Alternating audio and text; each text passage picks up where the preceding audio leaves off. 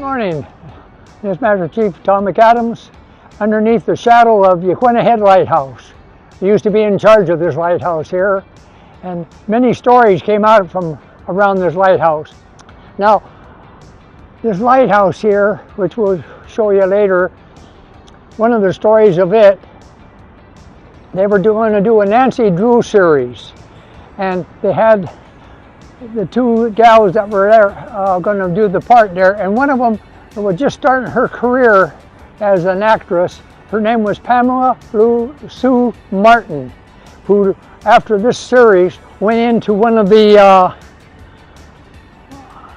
programs there and became quite famous doing soap operas. Anyway, they contacted us and they said, well, we're going to do this movie, and I said, well, you have to have permission through the Coast Guard headquarters and etc. And they went and got all the permission and all the papers and everything all filled out and came back to the station and said, we'll be there and so date, and we're going to do this film, and we'll be filming it over 3 or 4 days, and the picture calls for the lighthouse to be abandoned and all streaks of rust and glob coming on down it. Well, we had just painted it not long ago, and the lighthouse really looked pretty good, so they got permission that they could use watercolor paint, but they didn't say that they were going to use the watercolor paint that we have now that is as good as any enamel paint and it don't wash off. And they came out and they sprayed it. They got a truck and they sprayed up and down the lighthouse and this brown gooky paint, and it really made the lighthouse look horrible.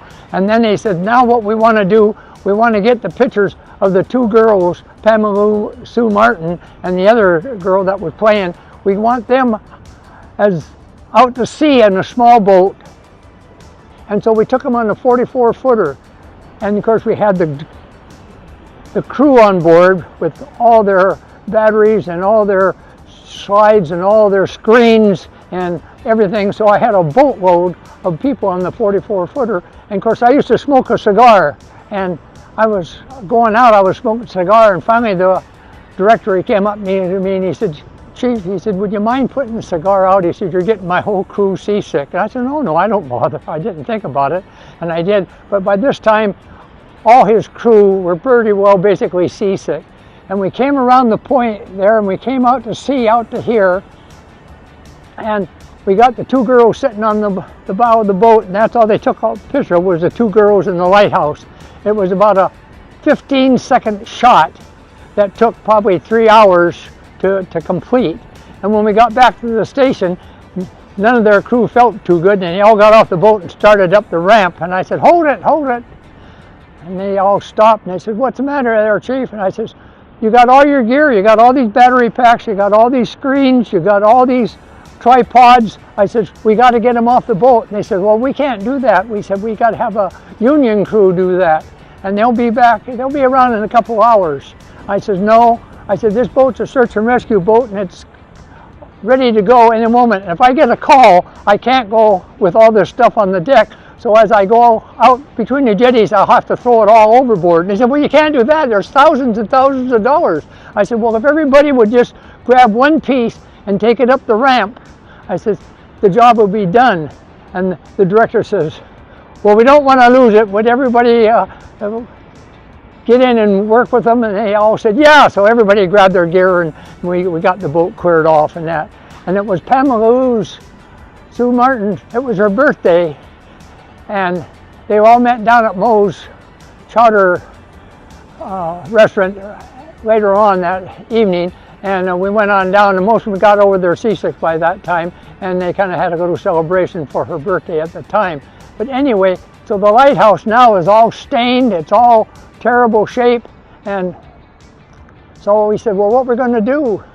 And they did the picture, the filming, and it was a smuggling operation, and the two girls on the boat spotted the lights in their flickering lights in the lighthouse, and they called the police, and they checked over and said, yeah, that's a smuggling operation.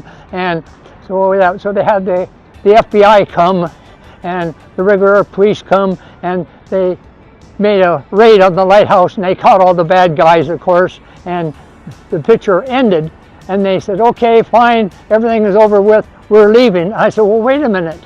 And they had this machine that you took corn cobs, and you put the corn cobs in the machine, and it ground them up and made dust, and that's how they made dust in the movie.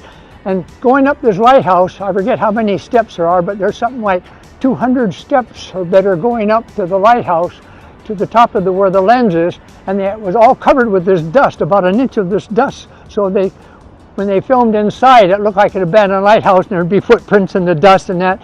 And then they took the machine, it was like a cotton candy machine that makes spider webs. And that's why you see in the movies all these huge spider webs all over the place.